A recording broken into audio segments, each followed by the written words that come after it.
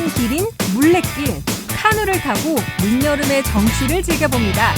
호수에서 바라보는 춘천의 풍경이 일품이지만 휴가철을 보낸 후 물 위에 떠있는 쓰레기들이 많다는데요. 춘천을 사랑하는 사람들과 함께 수중 정화 활동에 나선 이현희 리포터를 따라가봅니다. 동해안 최대의 관광수산시장이 위치한 주문진.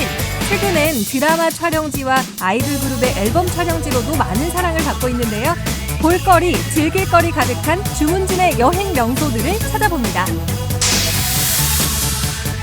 최근 어른들의 취미 상품으로 인기가 높은 프라모델과 피규어 등을 한자리에서 만나볼 수 있는 전시회가 원주에서 열렸습니다. 지역의 동호인들이 직접 조립하고 도색한 프라모델과 피규어 제품 70여 점을 만나볼 수 있는 원주 프라모델 전시회를 소개합니다. 생방송 강원 365 지금 시작합니다.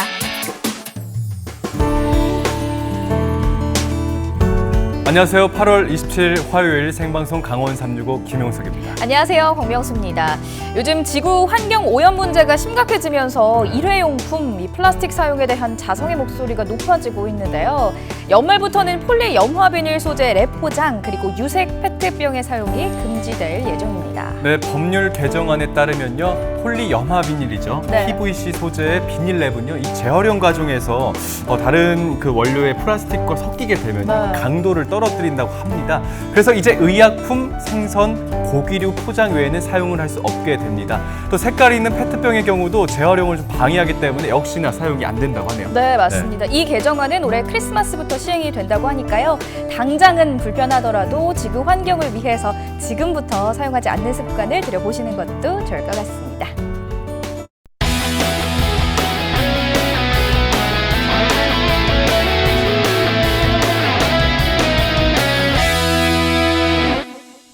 생방송 강원 365 오늘 소식 전해주기 위해서 반짝반짝 이현희 리포터가 자리에 함께하고 있습니다. 반갑습니다. 안녕하세요. 안녕하세요. 반짝반짝 소식 요정 이현입니다. 8월 27일 화요일입니다. 오늘도 알차게 준비했습니다. 끝까지 함께해 주세요. 네, 오늘은 어떤 소식 준비하셨죠?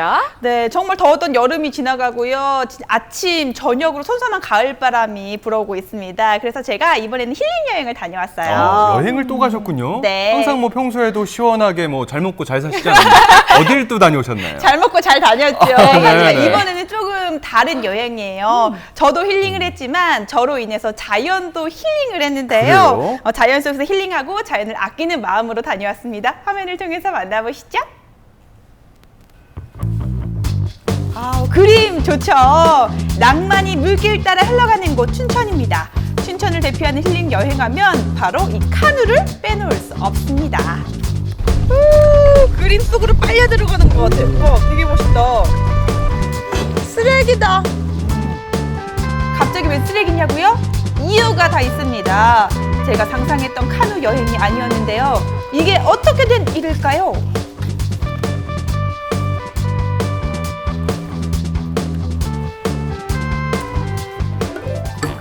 춘천의 매력을 가득 느낄 수 있는 곳 바로 물레길입니다. 굉장히 유명한 길이죠. 물레길 뉴스 안녕하십니까, 아나운서 이현입니다. 제가 오늘 찾아온 곳은요 춘천의 물레길인데요. 이 물레길을 카누를 타고 아주 열심히 한번 달려보도록 하겠습니다. 달려! 가자! 아나운서처럼 했는데 잘 안 됐네요. 이 물 위에서 즐기는 만큼 안전교육을 빼놓을 수 없죠. 가족, 연인이 즐기기엔 카누가 최고인데요. 간단하지만 중요한 안전교육으로 카누를 더욱더 재밌게 즐길 수가 있습니다. 구명조끼 역시 필수죠. 구명조끼까지 입고 나니까 이제 진짜 카누를 만날 때가 됐습니다. 춘천의 자연을 즐기기 위해서 카누를 타러 왔습니다. 지금 정말 많은 분들이 오셨는데 저희 짝꿍 조연출만 잘 믿고 함께 지으면서 자연경관을 보도록 할게요. 카누는 두 명이서 타야 되잖아요. 이때가 제일 설레는 것 같아요. 배 타기 전. 맞아요. 드디어 제가 카누에 몸을 실었습니다. 호수에 찰랑찰랑거림이 온몸에 전해졌는데요. 이게 바로 자연 속 푸른 물결 위의 힐링입니다. 뭔가 느림 속에서 얻는 여유라고 할까요? 연희 씨 뒤에 한 분이 더 계셨군요. 그러니까요. 멋있습니다. 방법 뭐 어렵지 않아 그러니까요. 보이고요. 맞아요. 가족이 즐기기 딱이에요. 경치 보신 소감이 어떠세요? 이쪽 방향에서 사막산을 본 적이 없거든요. 근데 되게 멋있어. 어떻게 보면은 강 한가운데서 보는 거잖아요. 우와. 지금 저기서 보시면 방향에 따라 아버님은 노를 젓고 다르더라고요. 어머님은 사진 찍고 계셔. 카누를 타고 의암호 물길을 즐기다 보면 춘천의 절경을 다 만나게 됩니다. 사막산, 붕어섬, 의암호 스카이워크까지 다 보이는데요. 춘천의 아름다운 자연이 주는 힐링으로 일상의 스트레스를 확 날려버립니다. 진짜 좋아 보여. 강아지도 신났고요. 강아지도 탔어요. 너무 예쁘게 생겼네요, 강아지가. 우리 어머님은 왕년에 카누 좀 타보셨나봐요. 굉장히 여유롭게 이렇게 노를 저으시던데 어떠셨어요? 너무 재밌었고 그리고 가족끼리 단합될 수 있는 좋은 시간이었던 것 같아요. 물 위에서 본 춘천은 어떠셨어요? 외국 같았어요. 그래서 우리나라에도 이렇게 좋은 경치가 있는 거 처음 알았고 자주 올 수 있겠다 싶은 생각이 들었어요. 아버님 마지막에 아예 노를 어머니께 주시던데요? 네, 오랜만에 나와서 되게 좋았습니다. 덕분에 편하게 타셨죠, 어머님 때문에? 아, 예, 많이 편했어요. 하시다고 아들 너는 뒤에 춘천에서 카누를 처음 타는 강아지가 되지 않을까 하는데.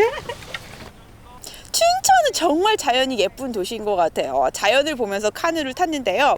이번에는 저를 위해 카누를 타는 게 아니라 많은 분들이 춘천의 자연을 느낄 수 있도록 한번 제가 카누를 타보도록 하겠습니다. 어떻게 카누를 타는 걸까요? 일단 잠시만 기다려보세요. 기대가 되는데요? 카누도 보이고요. 사람들도 하나 둘씩 점점 많아집니다.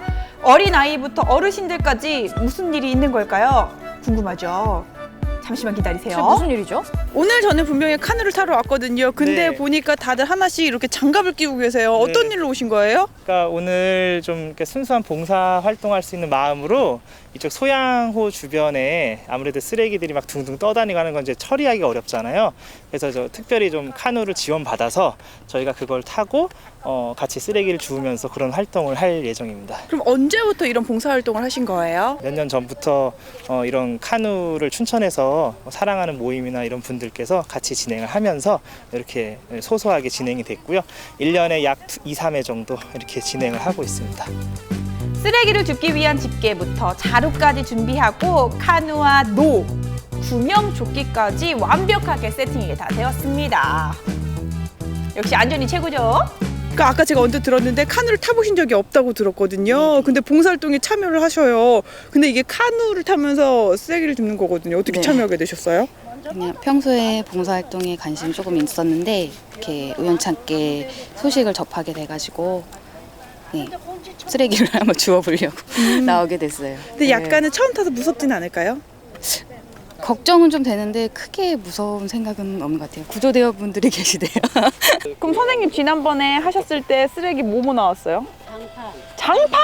장판? 장판, 타이어, 뭐 이런 이 타이어가 이렇게 잡으니까 손이 닿는데 끌어올리질 못하는 거야. 그래갖고서는 발 벗고 내려갔지. 내려가서 보니까 타이어가 구멍이 이렇게 돼 있잖아, 이렇게 동그랗게. 거기 모래가 많이 다 들어있으니까 이게 안 나온 거지. 다른 봉사활동이랑 다른 점이 있으면 뭐가 있어요? 카누 타잖아요. 물 위에서 물장단 칠 수 있고 재밌잖아. 재밌으니까 하는 거야. 재미없으면 봉사 못해. 춘천을 사랑하는 마음으로 모인 봉사자들입니다. 카누를 타기 전에 준비 운동으로 몸을 풀어봅니다. 으쌰, 으쌰. 이 지역은 소양강 상고대라는 지역이고요. 이 위쪽으로 5km 전방에 소양댐이 있는데 그 소양댐이 수심이 한 120m 정도 돼요. 그 맨 밑에 있는 물에 있는 층을 이렇게 방류를 하면서 지금 눈으로는 보이진 않지만 아주 약간의 미세하게 이렇게 유속이 있는 그런 지역입니다. 쓰레기를 줍는 것도 중요하지만 카누를 타야 하기 때문에 노젓는 방법과 안전 교육이 또 이루어졌습니다. 먼저 얇게 해가지고 팔 아프더라. 근데 지금 들으니까 그렇죠. 깊이 이어가지고 이렇게 해야지. 선배님 도와주세요. 노하우를 좀 배워보려고요. 예. 자, 이제 본격적으로 수중 정화 활동에 나서 볼까요? 봉사도 봉사지만 카누에 몸을 실으니 저절로 또 기분이 좋아집니다. 목적지까지 힘차게 이동을 해보도록 하겠습니다. 쓰레기 잘 잡으러 갔다 올게요. 주우러 가는 게 아니라 잡으러 가는 거예요. 치료입니다. 온갖 부유물들이 아이고, 저기가 호수 위를 쓰레기군요. 뒤덮었습니다. 네. 장맛비에 이어 태풍이 북상하는 여름철만 되면 각종 부유물로 북한강이 몸살을 앓고 있습니다. 여름이 지나가고 있는 이맘때 또 어떤 쓰레기들이 흘러왔는지 찾아봤습니다. 카누는 수심이 얕은 지역도 갈 수 있어서 일반 배로 힘든 구석구석까지 갈 수 있는 장점이 있더라고요. 쓰레기 주우셨어요? 제가 자꾸 한 발 늦는 것 같아요. 제가 아직 물을 젓는 게 익숙하지 않아서 한 발 늦었습니다. 예. 여기저기 쓰레기 줍기가 한창인데요. 얕은 곳은 이렇게 내려서 수거를 합니다. 물 위에 떠 있는 것뿐만 아니라 나무에 걸려있는 쓰레기들까지 일일이 찾아내야 하는 게 굉장히 쉽지 않더라고요. 이런 거가 대단하세요. 오래된 것 같아. 안 보이는데 쏙쏙 숨어 있었구나. 연희 씨도 이제 발 벗고 나섰어요. 그렇죠. 보이면 그냥 지나칠 수 없잖아요. 우리 아이도 굉장히 열심히 하는 모습을 보고 저도 열심히 주웠습니다. 기특해요, 기특해요. 다들 맨발 투혼으로 쓰레기 줍기에 열중을 하고 계셨습니다. 정말 열정이 넘치십니다. 그러게요. 네. 힘드네요. 제가 생각했던 것보다 훨씬 더 힘든 것 같아요. 그리고 쓰레기 찾기도 힘들고 이런 곳에 이런 쓰레기가 있을까라 싶은 쓰레기도 많고. 하지만 힘들긴 해도요. 가끔씩 허리를 펴면 이런 절경이 펼쳐져요. 힘들긴 해도 그 봉사할 맛은 좀 날 것 같아요. 그렇습니다. 강에 있는 작은 섬에 도착을 했는데요. 평소에는 멀리서만 봤는데 이름 모를 예쁜 꽃이 또 반겨주더라고요.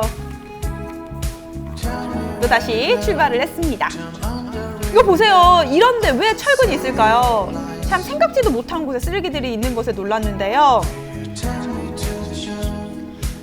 어느새 쓰레기 자루마다 쓰레기들이 정말 이렇게 가득 모였습니다. 그렇군요. 많아요. 진짜 또 타이어가 나왔어요. 아니, 물에서 입으면 안 되는 것들도 나서 뭐 장판 웬말이고요. 타이어 그리고 맥주 캔. 화가 나더라고요. 이게 왜 나오는 거예요 대체? 사람들이 아마 여기서 뭐 불법 낚시도 아이고. 하고 이러면서 뭐 놀고 노는 건 좋은데 다 가지고 치웠어야 되는데 이게 계속 버리고 가니까 이렇게 쌓이고 한두 달 지나고 나면 금방 또 이만큼이 또 생겨요. 그러니까 뭐 항상 이 소양호에 좀 사람들이 좀 의식을 좀 개선해서 이런 걸 좀 버리지 않았으면 좋겠다 이런 마음이죠. 겨울 오기 전에 한 번 더 할 거예요. 그 할 때 또 하고 1년에 3-4번 하니까요. 예. 한 3년 됐죠. 이렇게 수변 정화 운동하는 게. 예. 너무 보람되고 죽고 나면 카누도 타고 마음도 깨끗하고 너무 좋습니다. 카누 타고 봉사활동 했는데 어땠어요? 재밌었고 다음부터 사람들이 강에다가 쓰레기를 안 버렸으면 좋겠어요. 언니도 그랬으면 좋겠어요. 시원한 강바람을 맞으며 즐기는 카누. 멋지고 아름다운 자연을 오랫도록 즐기고 싶다면 아끼고 가꾸는 마음과 노력이 필요합니다. 춘천의 호수와 강이 더욱 아름답도록 함께 노력해야겠죠?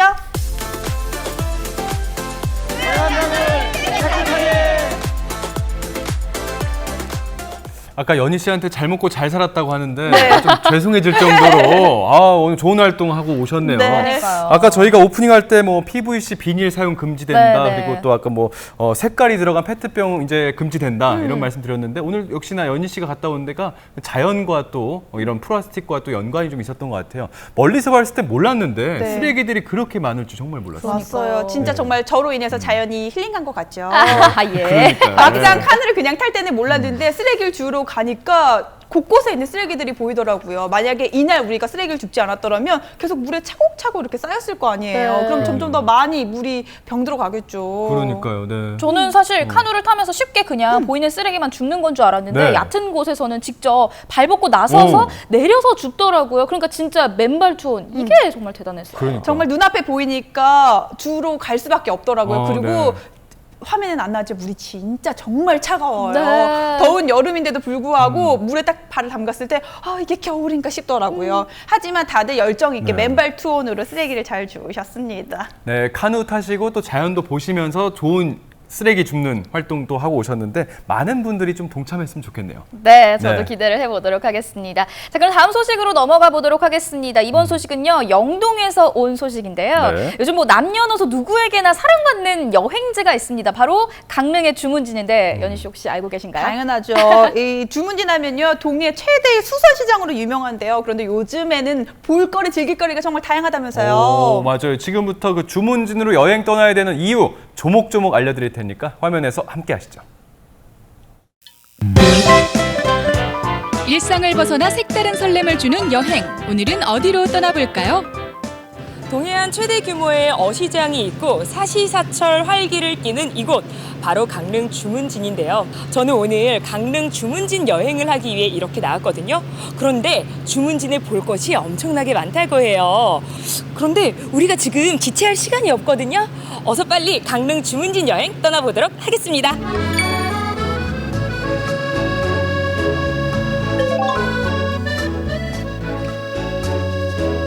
푸른 동해바다를 따라 크고 작은 항구가 늘어서 있는 동해안. 이 중에서도 주문진을 찾았는데요. 주문진항은 연간 100만 명 이상의 관광객이 찾아오고 1년 내내 활기가 넘치는 곳이죠. 주문진 여행의 첫 발을 내디딘 곳은 어딜까요? 이곳 주문진에는 아담하고 고즈넉한 성당도 있습니다. 바로 주문진 성당인데요.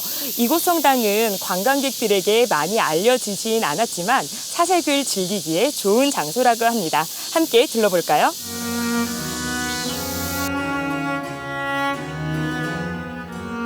힐링하기 좋은 첫 번째 명소는 주문진 성당입니다. 1923년부터 이 자리를 지켜오고 있는 아담한 성당인데요. 야트막한 언덕 위에 자리하고 있어 주문진 읍내와 동해바다를 한눈에 조망할 수 있습니다.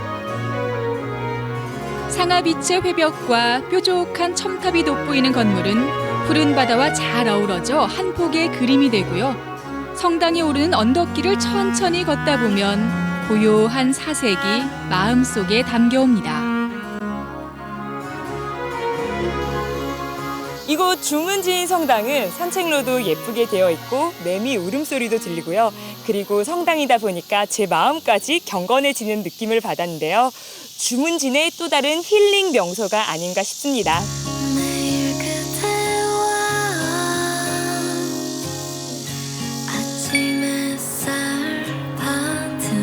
힐링을 선사하는 두 번째 여행지, 주문진 등대입니다. 야, 새하얀 등대 정말 예쁘죠? 주문진 등대는 강원도에서 가장 일찍 세워진 등대라고 합니다. 규모는 아담하지만 오래된 역사가 있는 곳이죠. 거친 파도와 짭짤한 바닷바람에도 초연한 듯 고요하고 묵묵하게 불을 밝히고 서 있는 등대. 주문진 곳곳에서 오랜 세월의 무게를 만나곤 합니다. 이렇게 등대 위로 올라오니까 야, 주문진 항뿐만 아니라 동해바다가 한눈에 펼쳐졌는데요. 바닷바람이 시원한 게 정말 좋습니다.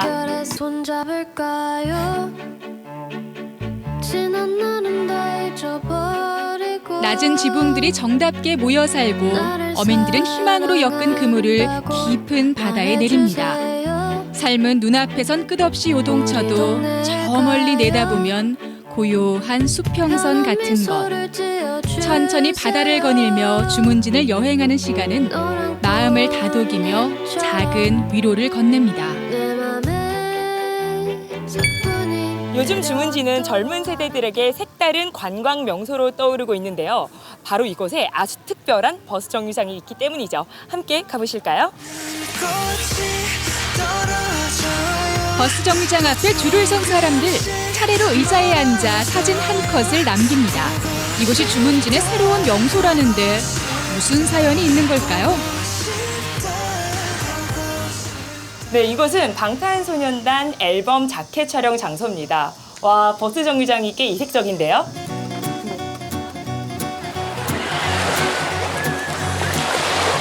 옛 추억을 간직한 명소에서 이제는 아이돌 팬들의 필수 여행 코스로 주문진은 남녀노소를 불문하고 여러 세대가 찾아오는 여행지가 되고 있는데요.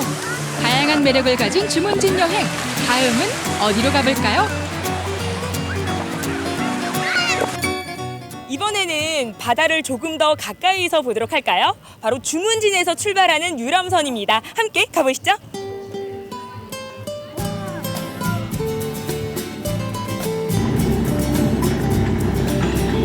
상쾌한 바닷바람이 안내하는 유람선 여행, 어떤 즐거움을 선사할까요? 설레는 마음을 안고 푸른 바다의 품속으로 출발했습니다. 고즈넉한 항구의 배웅을 받으며 조금씩 속력을 내보는데요.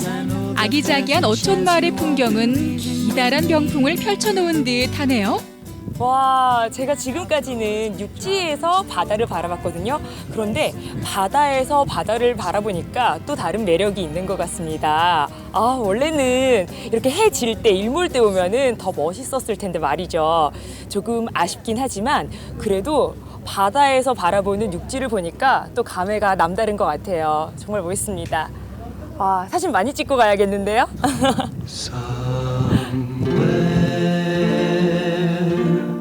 Beyond the sea, somewhere waiting for me. 일상의 스트레스는 저만치 날려버리고 동해바다를 항해하는 여행자가 돼봅니다. 갈매기의 날갯짓을 따라가 보면 이 길의 끝에서 반짝반짝 빛나는 추억이란 보물을 발견하게 될 겁니다. 타보니까 어떠세요? 강릉 살아도 타볼 생각을 못했는데 타보니까 너무 좋은데요?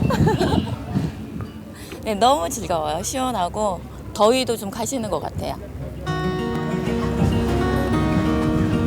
여름은 바다가 가장 아름다운 계절.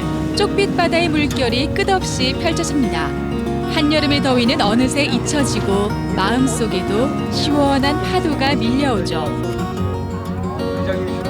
지금 제 뒤로 보이는 곳이 바로 사천인데요. 사천하면 물의 거리로도 유명하지만 요즘은 커피로도 뜨고 있고요. 그리고 저기 보이는 바위가 바로 교무남이에요. 제가 익숙한 동네가 나오니까 왠지 더 반갑고 그러네요.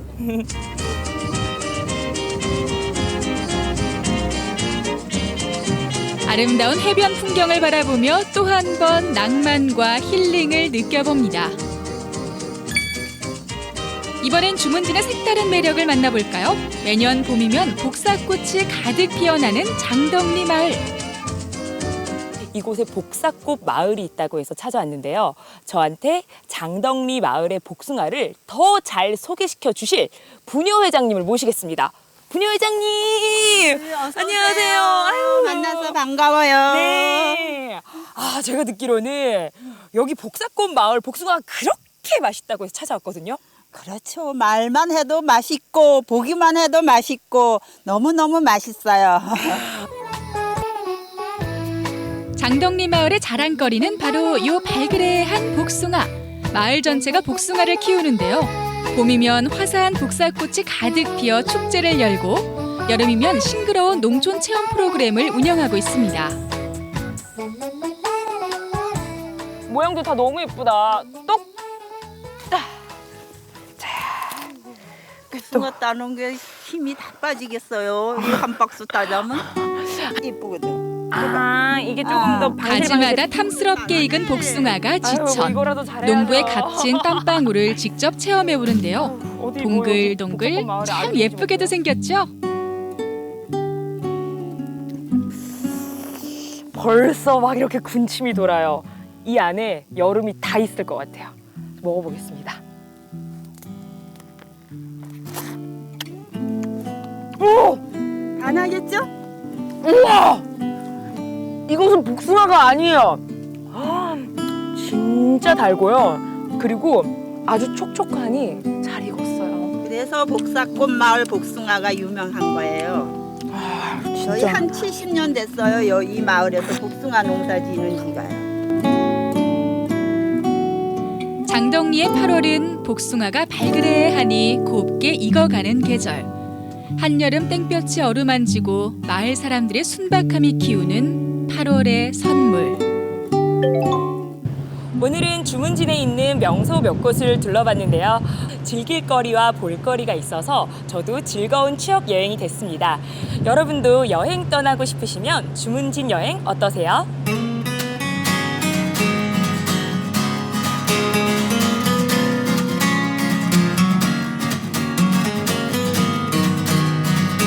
알차게 주문진 여행 즐겨봤습니다. 네. 아담한 성당부터 이 복숭아가 유명한 마을이죠. 복사꽃 마을까지 정말 둘러볼 곳이 많더라고요. 맞아요. 그리고 최근 주문진에서 가장 핫한 곳 BTS 그 버스 정류장. 정말 해외에서 많은 분들이 이곳에서 네. 사진을 찍으려고 오시려고 합니다. 그리고 저는 무엇보다도 빼놓을 수 없죠. 도깨비 촬영지가 주문진이었잖아요. 네. 정말 연인들에게 아직도 많은 사랑을 받는 곳이라고 합니다. 빨리 찍으러 가야겠어요. 그렇군요. 예로부터 그 주문진 하면요, 네. 그 싱싱한 해산물이 유명하다 보니까 아무래도 상대적으로 좀 어르신들, 좀 어른들이 이제 그 횟감들 뜨러 가는 곳이 주문진 네. 아니었습니까? 맞아요, 근데 맞아요. 연희 씨 말씀대로 이제 뭐 BTS도 왔다 갔고 뭐 여러 뭐 드라마 촬영지로 인기가 끄는 거 보면요, 이제 남녀노소 할 것 없이 정말 뭐 젊은 세대들한테도 새롭게 여행 코스로 각광받는 곳이 바로 주문진이 아닐까 싶습니다. 색다른 여행 장소로 이 주문진 리스트에 한 번씩 넣어보시기 바랍니다.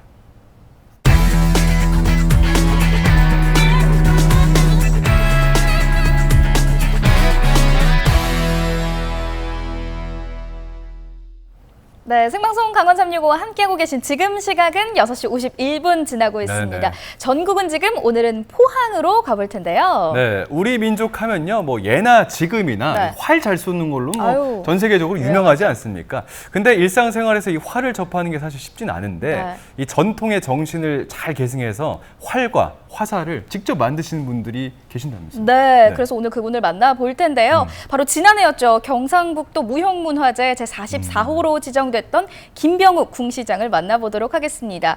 이 궁시장, 이 활을 뜻하는 궁과 화살을 뜻하는 시가 합쳐져서 활과 화살을 함께 만드는 장인이라고 하는데요. 그렇군요. 전통을 이어가고 있는 김병욱 궁시장을 함께 만나보시죠.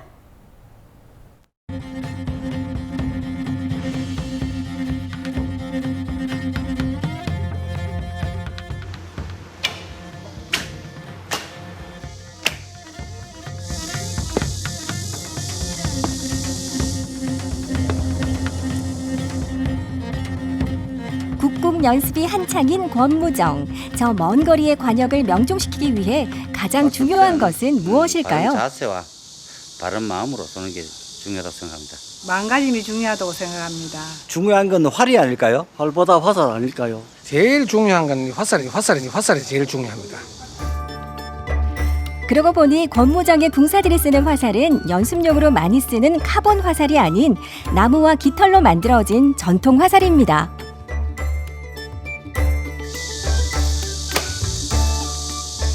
이 화살은 아주 특별한 화살입니다.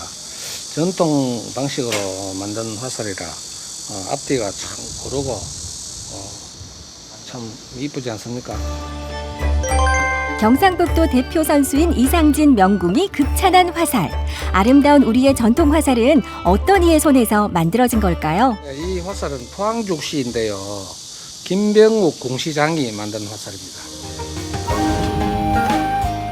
우리 전통 화살과 화살촉을 만드는 궁시장. 포항에는 지난 40년간 타협 없이 흔들림 없이 오직 우리의 전통 화살을 만들어 온 장인이 있습니다. 경상북도 무형문화재 제44호 김병욱 궁시장과 그의 화살 이야기를 만나봅니다.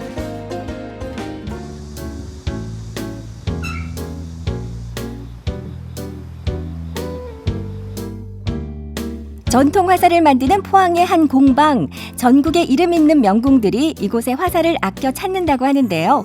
그 비결은 40년째 전통 화살을 만들고 있는 장인 김병욱 궁시장의 손에 있습니다.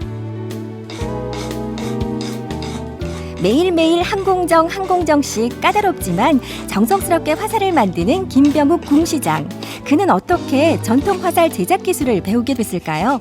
화살이라고 하면은 더군다나 그 우리 전통 화살, 그때는 그냥 그 전통 화살을 만든다 이러면은 좀 이런 멋있어 보이지 않습니까? 이래 어릴 때 이제 이런 뭐 대나무 꺾어 활 만들고 화살 만들고 이렇게 이제 놀았는데 그 전통 화살을 제대로 만든다, 참 뭐 되게 멋있어 보였죠.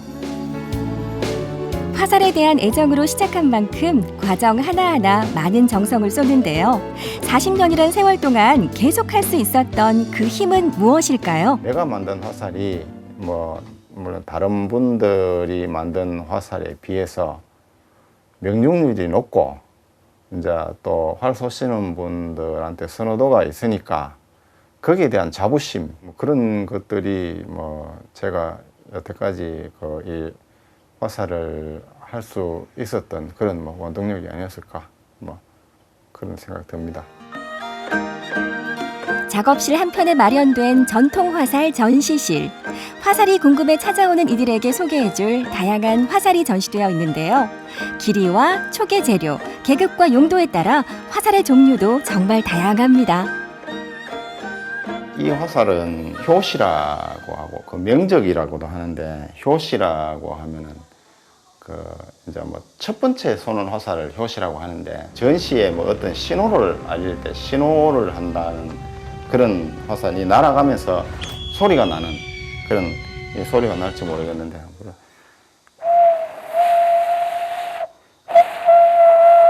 이렇게 날아가면서 이런 소리를 좀 이게 좀 빠르게 날아가면 소리도 강하게 나겠죠. 이거 솥불로 이제 이렇게 촉을 만들어서 구멍을 뚫어서 소리가 나도록 만들어 놓은 겁니다. 이 화살은 편전이라는 화살인데 조각 편자를 써서 조각조각 날아가는 뭐 화살이다 뭐 이런 식에서 이제 편전이라고 그렇게 얘기합니다. 이거를 우리 조선 시대에서는 여기도 보면 제가 지금 비밀병기라고 지금 3개 나왔는데 이게 실제로 비밀병기로 뭐 군사 기록이 남아 있답니다. 그리고 이거 편전을 쏘는 사법은 군사 기밀로 기록되어 있었다고 합니다. 이거 화살을 좋았다 주워갖고 우리한테 쏠려 그러면은 이렇게 당기면은 이렇게 됐지 마음대로 이렇게 쏠 수가 없잖아요. 근데 우리는 이제 이걸 어떻게 쏘냐 하면은 덧살이라고 해요. 덧살이라고 하고도 통화라고도 하는데 여기에 대고 우리는 이 편전을 사용했거든요. 요 편전을 요 안에 이렇게 넣어요. 이렇게 해서 발시를 하게 되면은 화살은 날아가고 이것만 이렇게 툭 떨어지는 이런 형태로 되는 겁니다. 활쏘기는 마음을 수련하는 하나의 방법이자 비밀병기로 사용될 만큼 강력한 무기인데요. 특히 화살은 용도와 사용자의 계급에 따라 그 모양을 달리하며 다채롭고 아름다운 모습을 자랑합니다. 그 어떤 무기보다 아름답고 강인한 전통 화살. 어떻게 만들어지는지 한번 알아볼까요? 먼저 화살로 만들어질 대나무를 선별합니다. 곧고 마디가 촘촘한 대나무들 중 적당한 길이와 무게를 가진 나무를 찾는 거죠.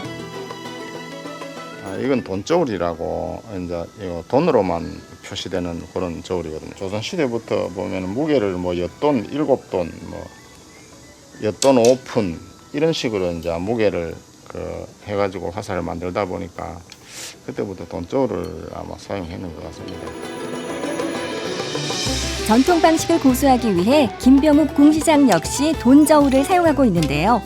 궁사의 체격과 용도에 따라 디테일한 무게와 무게중심이 달라집니다.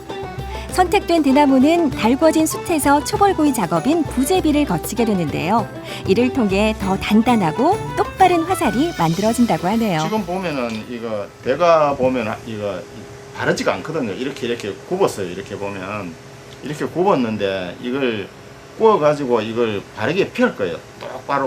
똑바르게 씨를 헹궈 놓은 것처럼 똑바르게 잡고 대수분을 빼기 위해서 불에 구우면은 이게 수분이 없어지거든요. 그러면은 이게 대가 식으면 아주 강해져요. 더 지금보다 훨씬 몇 배로 더 강해지거든요. 대가.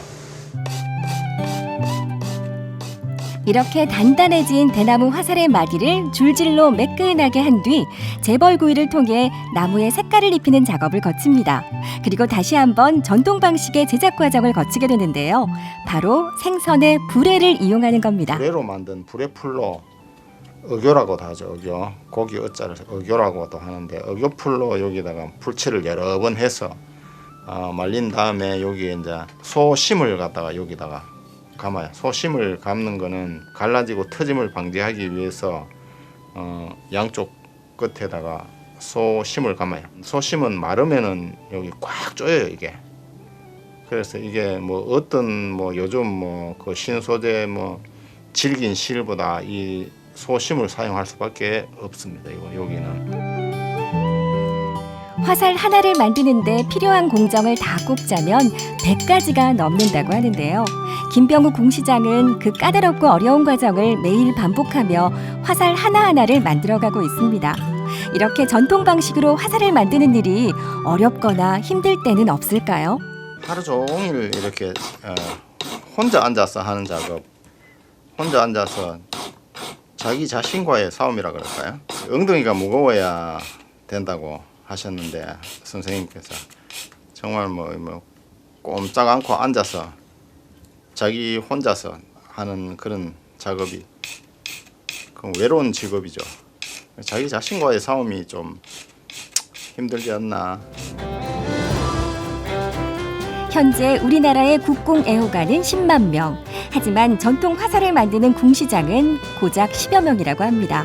그만큼 귀한 기술을 가지고 있는 김병욱 궁시장에게 지난해 경상북도는 무형문화재의 칭호를 선사했습니다. 되는 게 보면은 이게 뭐 보존의 가치가 있어서 무형문화재로 지정을 안 했겠습니까? 그러니까 그거를 맥을 잇는다는, 맥을 반드시 이어야 된다는 그런 책무, 그런 거는 이제 뭐 확실히 또 어깨가 무거워졌고, 기회가 있을 때마다 뭐 어떤 형식으로든 많이 좀 알려야 되겠다는 그런 생각이 많이 들죠. 김병욱 궁시장은 우리 전통 화살의 우수성과 아름다움을 조금이라도 더 알리기 위해 초등학교를 찾아 활쏘기 체험을 여는 등 외부 활동도 열심히 이어가고 있습니다. 이 또한 전통 화살에 대한 애정과 자부심이 없다면 할 수 없는 거겠죠. 이런 김병욱 궁시장의 꿈은 무엇일까요? 제 김병욱 이러면은 백발백중의 명인이다. 그런 소리를 듣고 싶고, 어린 학생들 아주 초롱초롱한 눈빛을 가지고 관심이 굉장히 많거든요. 그 애들한테 좀 더 많이 알리고 우리 전통 국궁을 가르쳐주고 싶습니다. 그런 생각입니다. 지난 40년간 그랬듯 앞으로도 더 나은 화살을 만드는데 열과 성을 바칠 사람. 경상북도 무형문화재 제44호 김병욱 궁시장의 길을 응원합니다.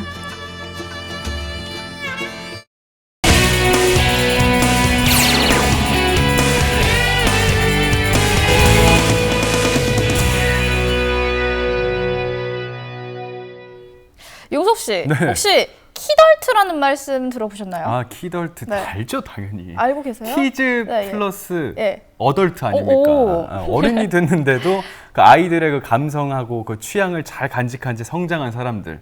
키덜트 아니겠습니까? 잘 알고 계시네요. 네. 오늘 그래서 이 키덜트들이죠. 키덜트들의 심장을 사로잡을 만한, 심장을 그래요? 저격할 만한 그런 특별한 전시가 있다고 해서 네네. 찾아가 볼 거거든요. 아이들뿐만 아니라 어른들의 마음을 사로잡은 그 특별한 전시회 현장 지금 바로 만나보시죠. 여러분, 어렸을 때 이 추억 속의 만화 속 주인공, 어떤 만화 속 주인공 좋아하셨나요? 저는요, 이 영심이랑 달려라니 상당히 좋아했었던 것 같습니다. 이렇게 추억 속의 장난감들을 소유하고 싶으신 분들, 바로 이 키덜트 쪽이라고 하는데요. 이분들을 위한 아주 특별한 전시회가 열렸다고 합니다. 어떤 곳인지 저와 함께 가보실까요? 키덜트 쪽이 사랑하는 양대 산맥, 피규어와 프라모델을 만나볼 수 있는 전시회가 원주에서 열렸습니다. 건담 프라모델, 밀리터리, 그림 등 세대 간의 추억을 공감할 수 있는 작품들이 가득했는데요. 동심 가득한 어른들의 장난감, 프라모델, 피규어의 세상 속으로 지금 바로 출발해 보시죠. 전시회가 열리고 있는 원주 시립중앙도서관입니다. 야, 와, 진짜 정교하다. 아니, 장난감을 좋아하는 우리 어른들에게는 이곳이야말로 진짜 진정한 천국이 아닐까라는 생각이 드는데요. 여기에 직접 조립하고 도색하고 아주 수준 높은 작품들이 무려 90여 점이나 있다고 합니다. 자, 지금부터 저와 함께 이 작품을 상세히 하나하나 둘러보고 체험하고 조립해보러 가보시죠. 장난감을 사랑하는 어른들에게 이보다 더 좋은 놀이터가 있을까요? 2017년에 이어 올해 두 번째로 열린 이번 전시회는 원주를 중심으로 활동하는 프라모델 동호회 회원들이 직접 조립하고 도색한 작품 90여 점으로 꾸며졌는데요. 어린이들에게 최고의 인기를 끌었던 태권브이 등 추억의 로봇부터 미군의 수송 트럭인 M983 트랙터 등 밀리터리 제품까지 회원들의 애정이 듬뿍 담긴 작품들을 만나볼 수 있었습니다. 여기 안에 들어오니까 상당히 익숙한 캐릭터부터 시작을 해가지고 조금 모르는 것도 있는 것 같아요. 이런 전시회를 여신 이유가 있으실 것 같은데요? 프라모델을 취미생활로 하는 분들이 아이들이 가지고 노는 장난감 수준이 아니라 작품으로서 전시회가 가능하다는 것을 보여드리기 위한 것과 프라모델 조립 시장에 일본 제품이 다수를 차지하고 있어서 이번 전시회에는 과거에 국산 프라모델이 현재 이렇게 많은 종류가 있었고 애니메이션 시장도 개봉 작품들이 많이 있다는 것을 홍보하기 위해서 기획했습니다. 프라모델의 제작사 대부분이 일본이나 독일, 중국에 집중돼 있다 보니 국내 캐릭터를 만날 수 있는 기회가 비교적 흔치 않은데요.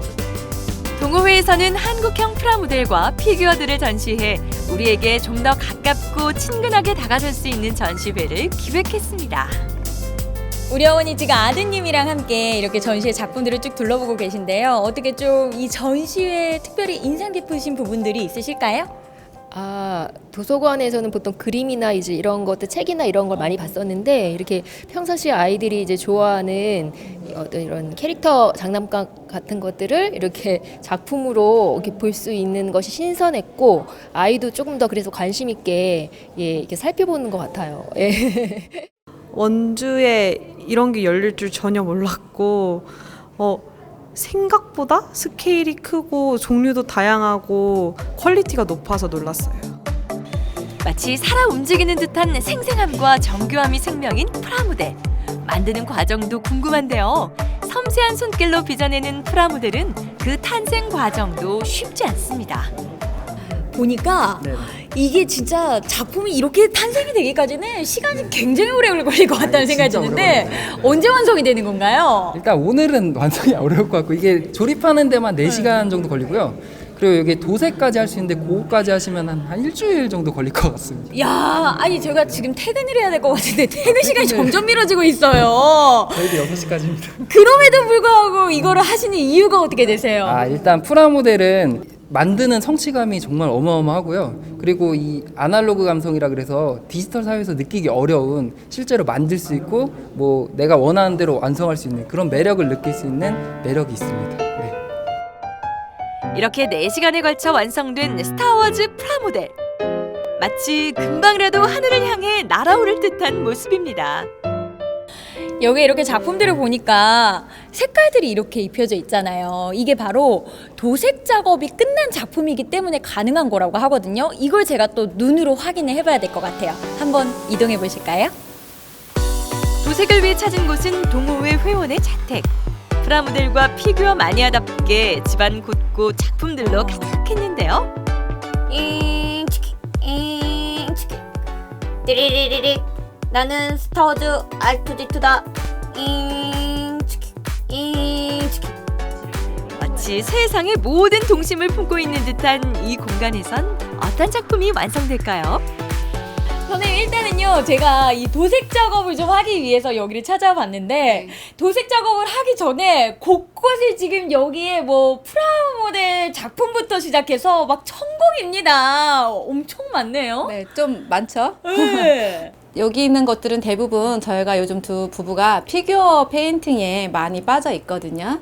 피규어라고 보시면 이렇게 작은 이런 인형을 말씀하시는 거예요. 이렇게 이런 거는 거의 뭐 저희 국내 작가들이 만든 그런 피규어 제품이고요. 붓으로 페인팅하는 그런 작품입니다.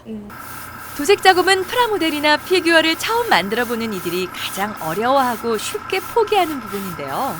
꾸준히 도전하고 실패하면서 요령을 익히는 것이 최선이라네요. 그리고 또 하나 중요한 게 있습니다. 제일 중요한 게 물감의 농도를 얼마나 잘 조절했느냐에 따라서 작품의 난이도가 달라지는 거기 때문에 물감 농도가 중요하고요. 그리고 두 번째는 뿌릴 때 너무 멀리 뿌려서도 안 되고요. 적당한 거리. 그리고 골고루 같은 두께로 뿌려야 물감으로 칠을 할 때 색상이 예쁘게 먹어요. 도색 작업에는 붓과 에어브러시가 사용되는데요. 보통 요즘엔 에어브러시가 도색 작업의 필수품처럼 자리 잡았습니다. 하지만 다루기 까다로워 꾸준한 연습 없이는 원하는 결과를 얻을 수 없는데요. 초보자들은 붓작업으로 도색 요령과 감각을 충분히 익힌 뒤 에어브러시로 바꾸는 것이 좋다네요. 전문가의 지도를 받으며 박경윤 리포터도 도전해보는데요. 이게 일반 스케치북에다가 색칠하는 느낌이 아니에요. 거의 피부 결 하나하나를 살리는 작업이라는 생각이 드는데 시간이 어느 정도나 지나야 완성이 될까요? 제가 요거는 지금 한 달 정도 걸렸는데 아직도 미완성입니다. 저는 하나의 작품이라고 생각하기 때문에 저는 그림을 그리는 마음으로 작업을 해야, 그래서 이렇게 색이 없는 상태에서 이렇게 정말 실제 사람처럼 색깔을 가진 작품을 만들었을 때 되게 의미가 깊어요. 여러분, 제가 상당히 포기가 빠른 편입니다. 제 생각에는요, 제가 이거를 탁 완성을 시켜서 제 손으로 가져가는 거는 이번 생에는 틀린 것 같고요. 모든 이 도색 작업이 끝난 이 훌륭한 작품들 한번 감상해 보실까요?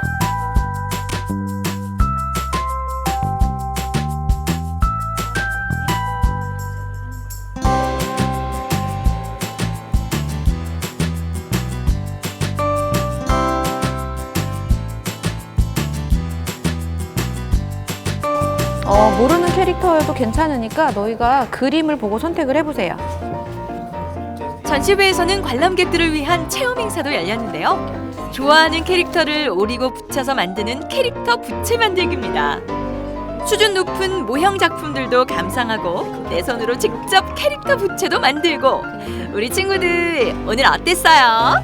이것은 미니언즈고 이거는 라바인데 제가 둘 다 좋아하는 캐릭터고, 그리고 이거 만드는 게 재밌었습니다. 동생들이랑 함께 와서 만들어서 즐거운 시간이 되었고, 동생들이 어벤져스랑 둘리를 좋아하는데 같이 이런 건담 같은 것도 볼 수 있어서 즐거운 시간이었어요. 직접 만든 캐릭터 부채들로 시원한 여름을 보낼 수 있겠네요. 아니, 그런데 이런 체험 행사는 어떻게 기획하게 된 거죠? 이런 학생들이나 젊은 층들한테 함께 캐릭터 같은 거나 이런 기회를 공유하고 싶어서 보기만 하는 것보다는 체험으로서 어떤 소장품을 가져가는 것도 재밌겠다 싶어서 여름이니까 시원한 부채에 캐릭터를 담아보는 그런 기획을 했습니다. 놀고 배우고 소통하고, 또 저는요 추억 속의 만화 속 주인공들을 만날 수 있어서요 더욱더 즐거웠던 시간이었던 것 같습니다. 내년에도 내후년에도 우리 어른들의 놀이터가 더욱더 많아지기를 기대해보도록 하겠습니다. 지역 프라모델러들이 직접 조립하고 도색한 수준 높은 작품들을 만날 수 있었던 원주 프라모델 전시회. 어른들에겐 추억을 소환하고 아이들에겐 꿈과 즐거움을 주는 특별한 전시회가 되었는데요. 내년에도 더 멋진 작품들로 우리들 곁에 다시 찾아오길 기대합니다. 저도 저렇게 이제 그 축소 모형들 참 좋아하거든요. 네. 뭐 눈이 좀 반짝반짝했었던 것 같아요. 저 스스로가 느끼기에 막 보면은 뭐 애니메이션 속 캐릭터도 있고, 뭐 만화, 추억의 만화 캐릭터도 있고, 막 밀리터리 피규어부터 해서 막 한국형 모델까지. 맞아요. 눈이 즐거운 시간이었습니다. 네, 2017년에 이어서 두 번째 전시회인데요. 원주에서 활동하는 수준 높은 작품 90여 점을 만나볼 수가 있습니다. 네. 이게 단발성이 아니라 꾸준히 했으면 좋겠어요. 저도 키덜트거든요. 그래요? 피규어 이런 거 굉장히 좋아해서 꾸준히 한다면 매년 제가 가서 한번 볼 텐데 이런 생각을 해봤어요. 맞아, 연희 씨 집에 많잖아요. 맞아요. 정말 좋아해요. 사실은 이 프라모델이나 네. 피규어 같은 경우는 이 소수의 사람들만 접하는 문화, 즐기는 문화라고 생각하기 쉬운데요. 네네. 이렇게 앞으로 전시회나 프로그램들이 더 많이 생겨서 원주 시민들도 즐길 수 있고, 또 원주를 대표하는 신문화로 자리매김하길 기대하고 또 응원해 보도록 하겠습니다. 네. 이렇게 해서 오늘 마지막 소식까지 모두 만나봤는데요. 이현희 리포터 오늘 함께해 주셨습니다. 오늘 어떠셨나요? 네, 우리에게 힐링이 필요한 만큼 자연도 힐링이 필요합니다. 자연에서 즐기고 놀고 하는 거 다 좋지만요. 가져온 쓰레기는 꼭 다시 가져가야 한다는 점 잊지 마시길 바랄게요. 네, 오늘도 수고 많으셨습니다. 고맙습니다. 고맙습니다. 생방송 강원 365 내일 더 알차게 준비했습니다. 내일 방송 안내해드립니다. 강릉을 대표하는 은빛 청춘들의 하모니 그린실버 악단이 제주도행 비행기에 올랐습니다. 아름다운 섬 제주도에서 어르신들의 음악을 선보이고 강릉도 알렸다는데요. 제주도민들과 관광객들을 사로잡은 그린실버 악단의 특별했던 3박 4일에 동행해봅니다. 여행객들의 관광 편의를 위한 평창 관광택시의 본격적인 운영이 시작됐습니다.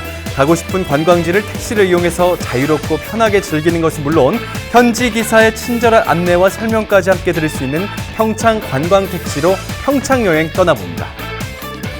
매일매일 자신만의 글을 쓰며 등단을 준비하는 한 청년이 있습니다. 작은 자취방에서 큰 꿈을 키워가는 작가지망생 한동희 씨인데요. 모두가 안정적인 직장만을 권유하는 요즘 꺾이지 않고 꿈을 이루기 위해 노력하는 이 시대 청춘의 모습을 소개합니다. 네, 오늘도 생방송 강원 365 1시간 함께 하셨습니다. 해마다 이맘때면 많은 분들이 기다리는 소식이 있는데요. 바로 근로장려금, 자녀 장려금 소식입니다. 네. 명절을 앞두고 기다려지는 장려금 소식. 그런데 앞으로는 이 근로장려금 6개월마다 한 번씩 지급된다고 해서 화제가 됐다고요. 맞습니다. 국세청에 따르면 최근 근로소득자 155만 명에게 2019년도 상반기 귀속 근로장려금 반기 신청 안내문이 발송됐다면서요? 네, 맞습니다. 지금까지 근로장려금은 소득 발생 시점과 지급 시점의 차이가 커서 당초 의도에 한계가 있다는 지적이 있어 왔는데요. 그래서 앞으로는 근로소득자에 한해 장려금을 당겨서 지급하는 반기 지급 제도가 시행되게 되었다고 합니다. 네, 그래서 매년 12월 그리고 6월에 근로장려금을 받게 되는 겁니다. 올해 12월에 지급될 근로장려금을 받기 위해서는요, 다음 달 10일까지 신청하면 된다고 하니까 꼭 참고해 보시기 바랍니다. 네, 오늘 준비한 소식 여기까지입니다. 저희는 내일 이 시간에 다시 찾아뵙도록 하겠습니다. 안녕히 계세요.